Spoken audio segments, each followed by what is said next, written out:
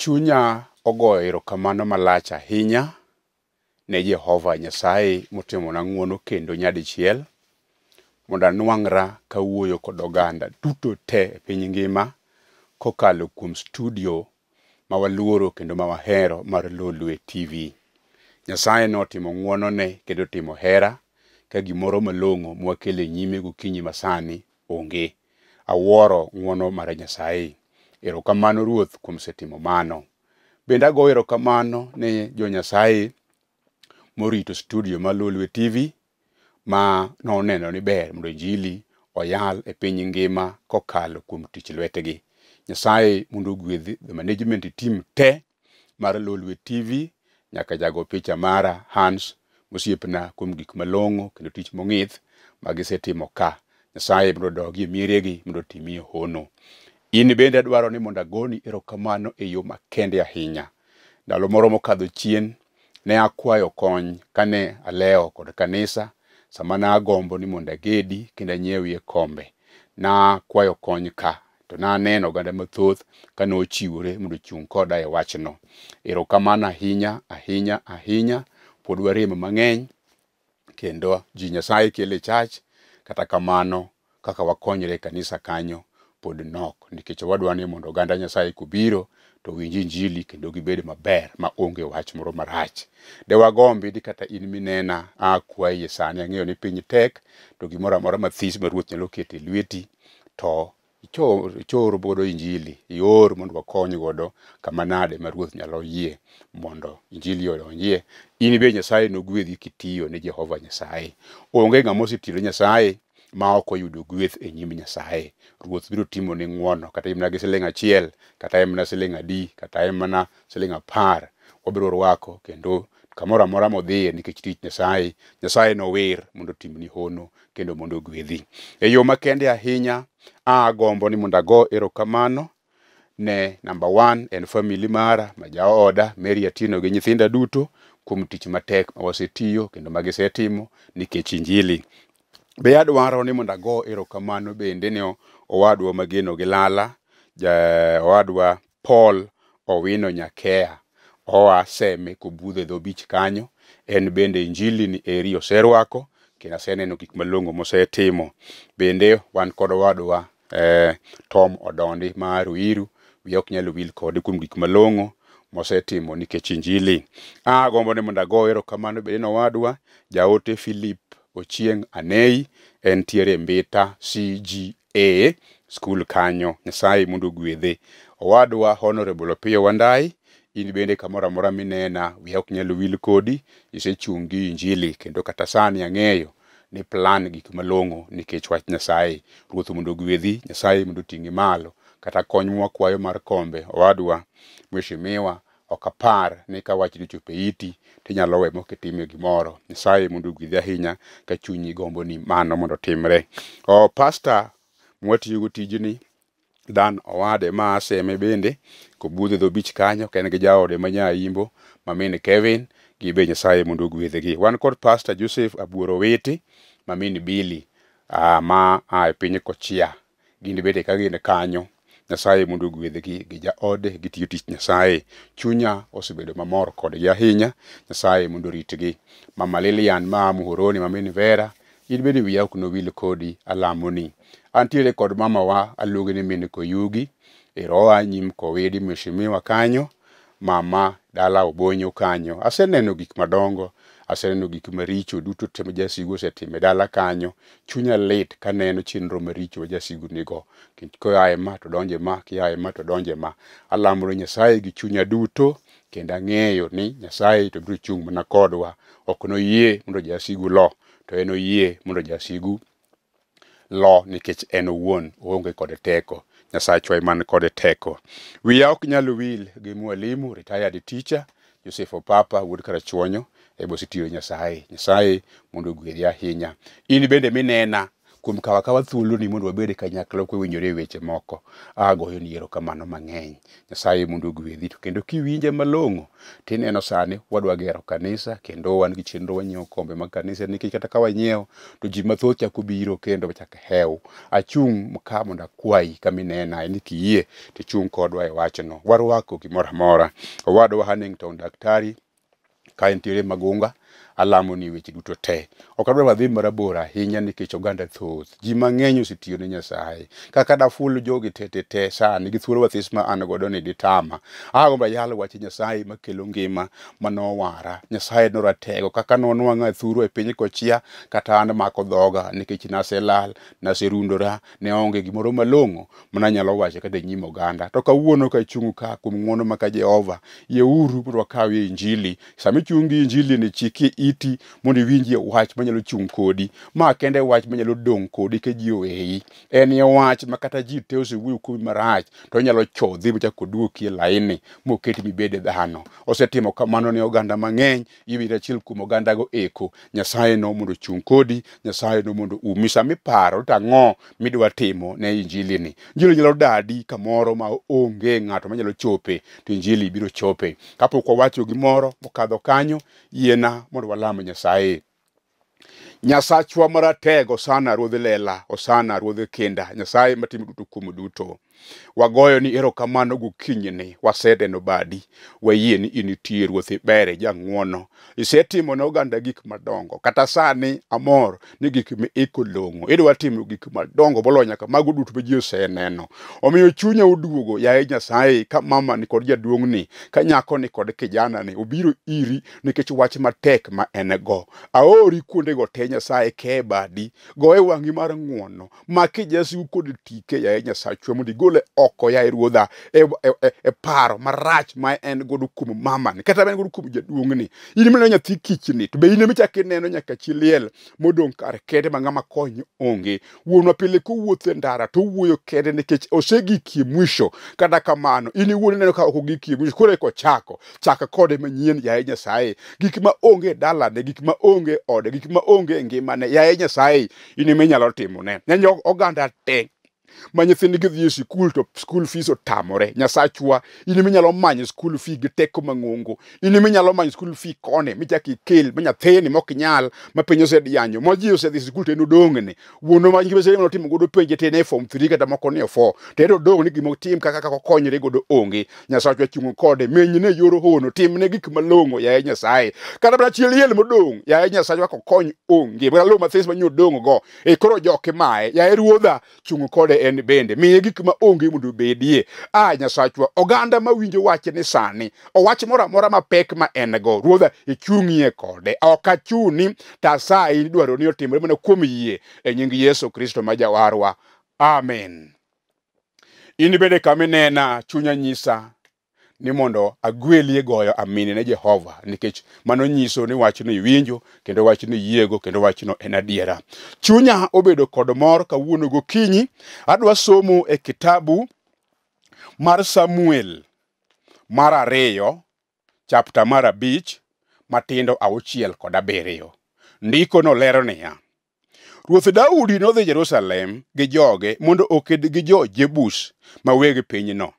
To jo-Jebusgo ne paro ni Daudi ok nyal donjo e dalagi. Omiyo ne giwachone niya, ok nidonje ka, nikech kata mana muofni gi rang'onde oromo geng'ou.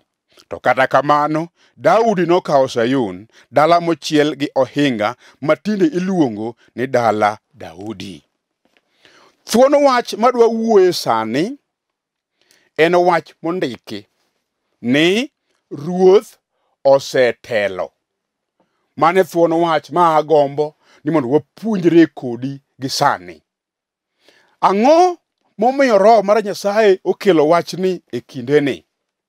Wiye na chaka som wach machielo mondiki mana e kitabu achielno, Samuel mar 2:5, matindo 20 kod 3 gi 26. Wacho niya: Daudi nochako penjo Ruoth Nyasaye wach, mi Ruoth Nyasaye nodwoke niya, kik ichomri tir, to ng'ado yo ka ng'egi mondo imonjgi kama omanyore gi yien maboyo ka. Kiwinjo mutni e wi yien ka mutni mag ji mawuotho, to ireti nimar asetelo nyimi mondo adhi alo jolweny mag jo-Filistia.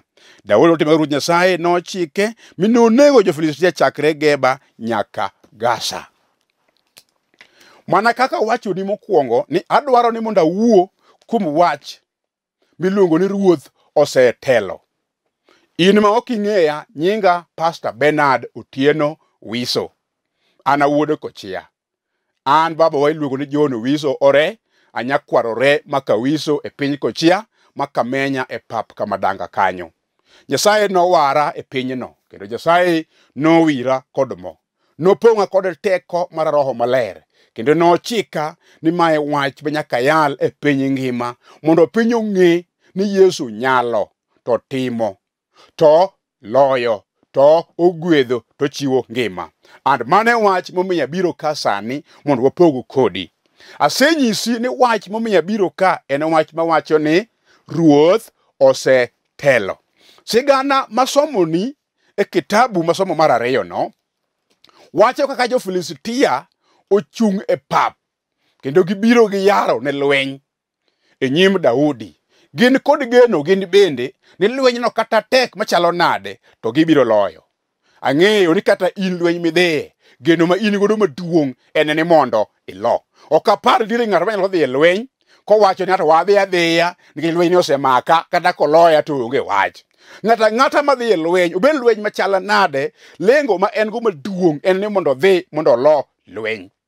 Koro jogi ba jo-Filistia omonjo Daudi kendo gidwaro ni mondo giloye. E kinde no lweny ne chalo gimoro ma kawaida, nikech ne mako piny kod lweny. Kiratego tinyalo loyo jalni tikawo kare no bedo kari. Koro jogi be dwaro yar tong'gi kendo mondo giyak gik moko ma Daudi gi joge nitiere godo. Kata kamano, Daudi koneno kawacho bedo matek kendo pimo tekre, moyudo ni yawa lweny mane nyima ni adiera to ratego kendo ok danyale ka an kenda.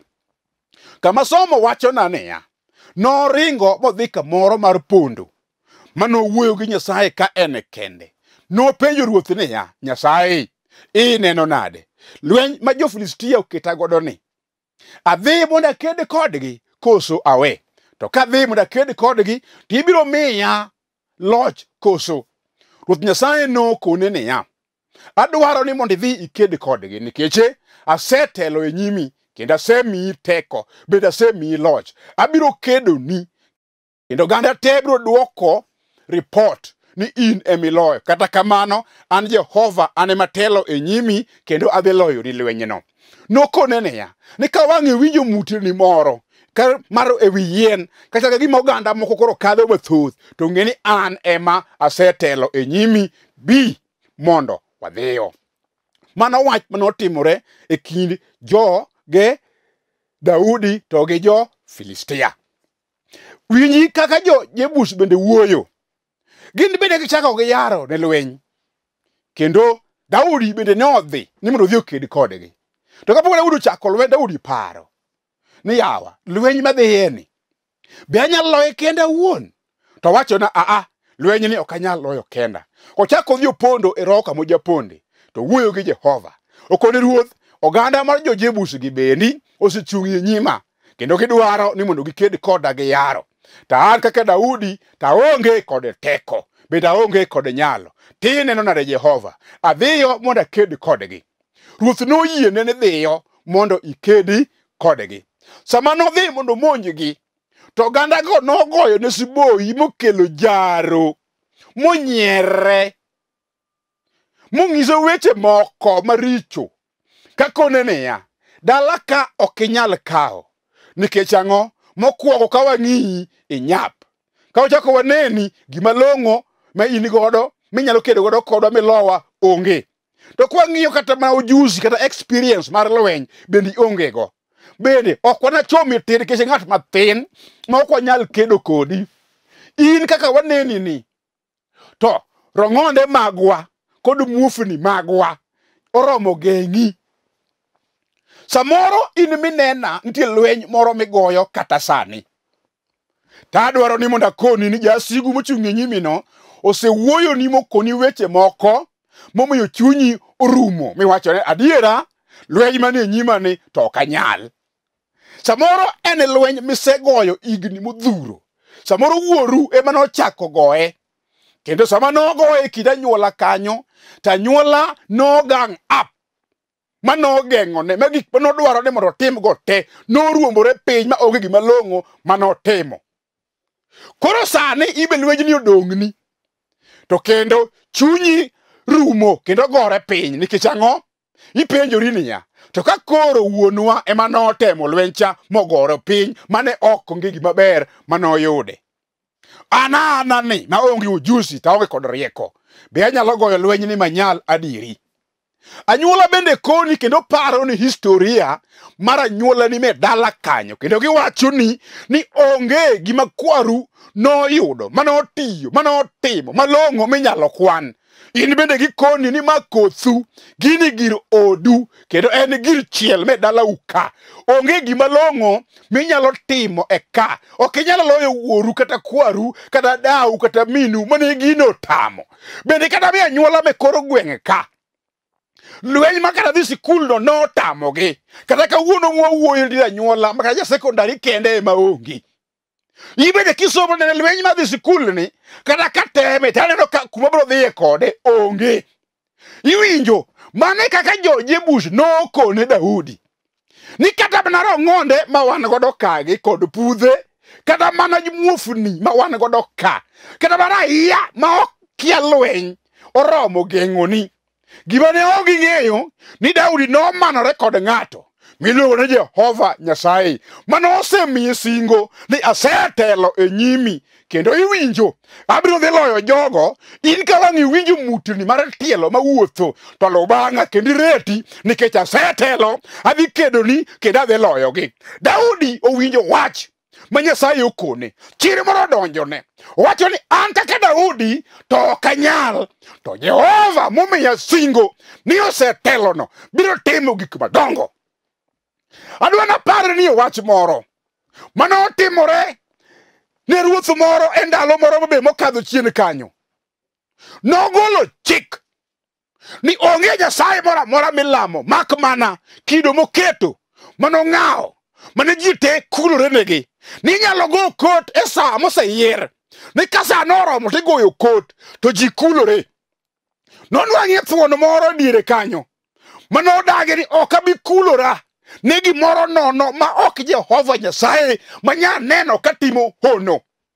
Daniel odagi kendo kata nokwere mosaye mong'adone rieko monyise ni ruoth osekecho to ruoth oheri malich kendo ok odwar ni mondo onegi. Yie mondo ikulri ne kido moketi kane mondo wach norum. Daniel nodagi nikech ang'o? Nong'eyo ni wach moro amora miwachone mabi ataro gi wach Jehova Nyasaye. Nyasaye osetelo wach no kendo Nyasaye biro loyone.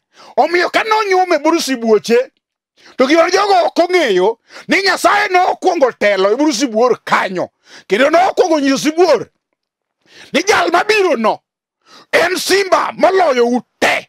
Gima unyalo time onge, makuru kode osiep. Omiyo ka nonyume burusi buoche kanyo, to simba mane nitiere iye kanyo go te nomako osiep gi Daniel.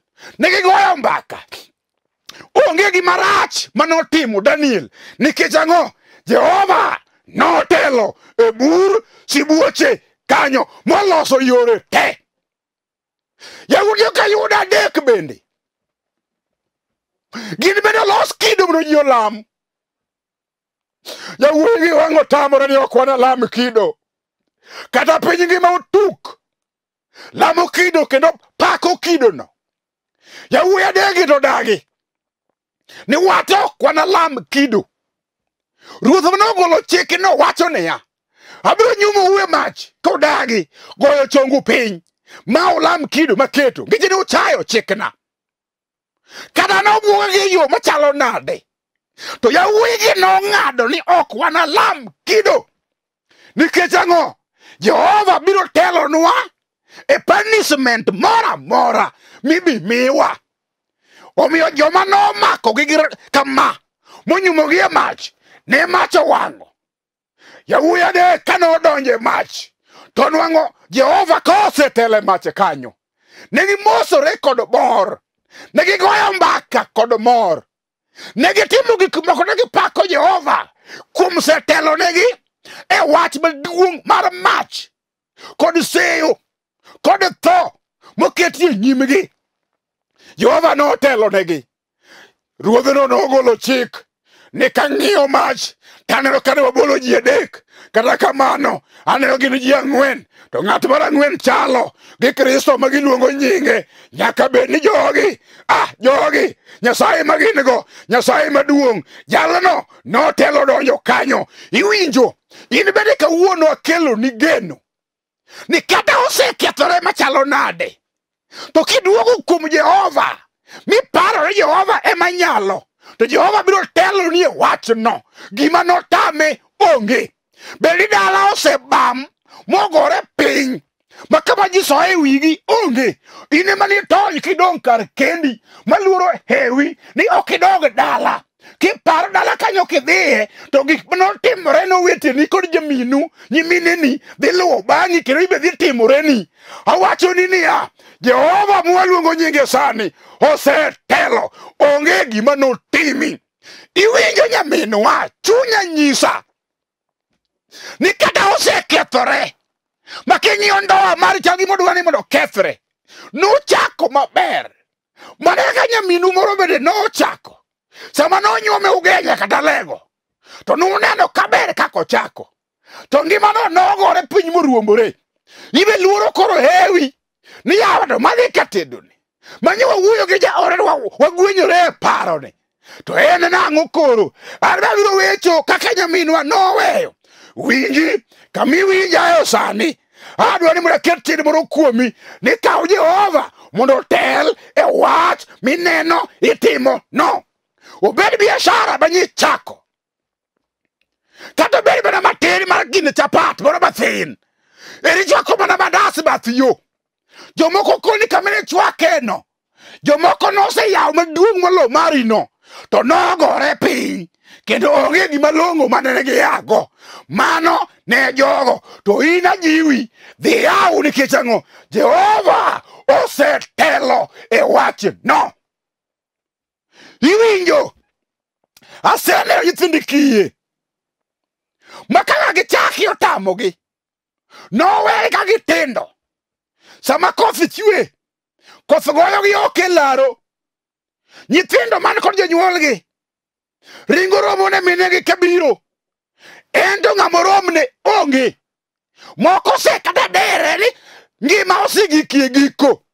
Nyathi kich kaminena eni kik itiek ngimani, Jehova osetelo e mari no. Iwinjo chiliel, ang'eyo ni dayo midong' kanyo kendi, min kuyugi chunya nyisa mondo iwinj wachni. Ang'eyo wach manosetimo dalani kanyo. Nabiro bedo kodi piny mwagoyo mbaka mwalamo Nyasaye, tawacho ni karamo Jehova osetelo e wachno, onge gima notim wachno.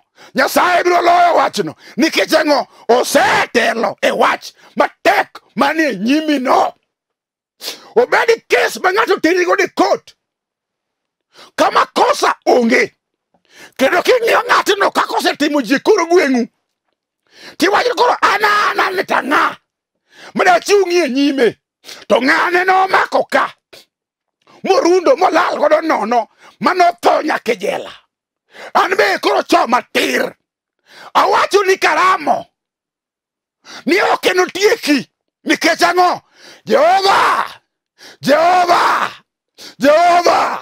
osetelo e wach maratego manie nyimino. Kawuono godiochieng', kawuono gokinyi, chunya nyisa nitiere ng'ato ma wach moro osetama yudo duoko mare.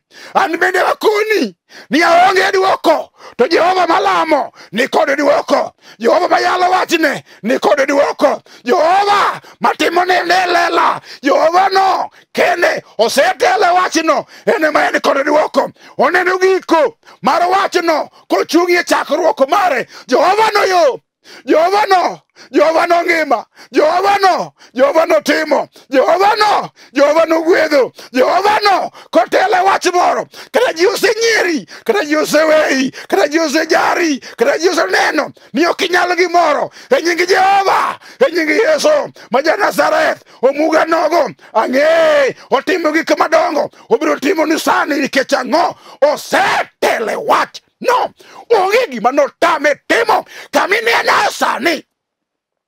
Chunya nyisa ni mondo iyie, chunya nyisa mondo ajiwi, mondo iwachi sani, wach koda ni Jehova isetelo e wachna ni, kata en wach mosegoya piny. Jehova mor nikech isepara kendo isetelo e nyima. Abiro yoro lweny nikech ang'o, ibiro miya loch. Kata piny osedaga to kaduogo iri, Jehova in ok inyal daga. Kata piny osekweda, Jehova kaduogo iri, in ok inikweda. Kata piny oseriemba, Jehova kaduogo, in iwuon ok iniriemba. Nyasachwa mwalamo, Nyasaye mwawuoyo kuome, Nyasaye nogo osetelo. Mama kata obed mana tuo mosegoya sumbi e dalani kende odi, ochung' e dhorangai kowacho niya, natero wuon paru, nyathini maduong' be natero, nyari biro tedo ugunja bende chaka tero, yigre kidong' ka to in kori onge tich bolao kodi dhoga. Awuoyo karamo ni Jehova osetelo marino, ok enoteri, gino ok noteri nikech ang'o, Jehova oserie bade. Wach moro mora gima ne Ayubu otimo, owacho niya, kata jasigu osebiro modhi gi gik moko te madong' kod bada ma kaka chaki otama, to wach achiel tang'eyo ni Jehova osetelo. Jehova osetelo e wachna, Jehova osetelo e tuo momakani, Jehova osetele chandruok man-go, Jehova osetele kech masenindo, Jehova osetele duk masewuothe, Jehova osetele wich matek maseneno, wich kuot maseneno, Jehova osetele. Onge gima biro tamo Nyasaye timo e wach manie nyima sani. Ibiro chung' kaka jaloch, gikone ibiro loyo nikech ang'o, Jehova ema osetelo. Onge gima osetame timo. Chieng' onogo Ana osenyier, chieng' onogo Ana osekadhe madharau, chieng' onogo Ana oseneno wich kuot, oseneno weche matek, odong' ka gima long' mondo wachi e nyim nyieke ma penina onge. To wach moro kone ni Jehova to nyalo timo. Jehova notele wachne, Jehova kone abiro miyi loch. Dakika manok kende Samuel obiro e yor hono nikech ang'o, Jehova otelo. Joma nonyiere dhogi noum kendo ne giling' ka wich kuot omakogi nikech ang'o, Jehova tiyo, Jehova otelo e wach mar Ana. In bende obiro tele mari sani. Chunya kona ni gima tamo Nyasaye onge. Nyasaye biro timo ni aluoro nying Nyasaye. Obed wach matek mosetamore, Jehova ngima, Jehova timo, Jehova no pod nitie, obiro timo ni sani. In bende yie kuome, wachne niya, Jehova an bende timna sani. An bende tele wachna, Jehova biro winjo kendo biro tele mari no. Ageno winjo duoko ma Jehova okelo, ageno winjo duoko ma Jehova timo, ageno winjo duoko ma Jehova ochomi godo tir nikech ang'o, obiro tele wachni, ibiro tieko wachno. Nyasachwa no biro loyo, oloyoga pile, obiro loyo marino nikech mano e kite be kako timo. Go chungi piny mondo walam Nyasaye mondo ne ka Jehova telo e wachni no sani. E nyingi no maler, iri Nyasaye maratego, Jehova ma Ruodh kinda, wachiwore e nyimi ka waluwo bang'i kiti setelo. Ruoth tel e wach manade mane nyim mama kod baba. Lochi e wach man nyimo wadwa ni kod nyaminwa timne obed tich modwaro Nyasaye tele interview madhi timo sani obed kech mosechame telie chenro modwa wuogo sani madhi manyo chiemo obed school fees motamore telie sani mondo nwangre obed wach mar rent mok nyalre telie sani obed ot manyogero to sechkwamogi kore telie sani alami ka yie ni setimo gik madongo tim nyadichiel kendo e nying Yesu ma jawarwa amen. Mana kaka wacho kachako an nyinga Pastor Benard Otieno an wuod Wiso ma jakochia an nyakwarore makawiso ayalo kare tiyo tich Nyasaye Nairobi ka e kanisa mar Foundation of Eternal Life Church Dandora. Nyasaye no gwedha kendo tinga malo mondo abed janeno kuom wachne kayalo wachne kanyo arwaki ka in Nairobi machiegni bi mondo walam Nyasaye. Nyasaye no tingi malo kendo eno umi ka intiere phase 5 Samlis Education Center wantiere bathe kanyo bi namba baketo kanyo no bende mara kiyie to goe sime wawinjre weche moko mondo walami Nyasaye. Ruodhno no tingi malo kendo enogwedhi amor oganda te moselimo wa kanisa mosiyie mondo tich Nyasaye kanyakla bi mondo wati tich over Nyasaye. Nyasaye mondo gwedhi, Nyasaye mondo umi ibe teenage over kokalo kum namba no mana kaka se akwayo mogikne ya ng'amo tiyo Nyasaye ok no ywaga ng'e wagombo wadi kod kombe kanisa wagombo mondo wager kanisa malong'o in bende bedi achiel kuom oganda mawacho ni tich Nyasaye ok baya in bende ora gibiro Nyasaye okete lweti wabiro lamo ni Nyasaye no gwedhi,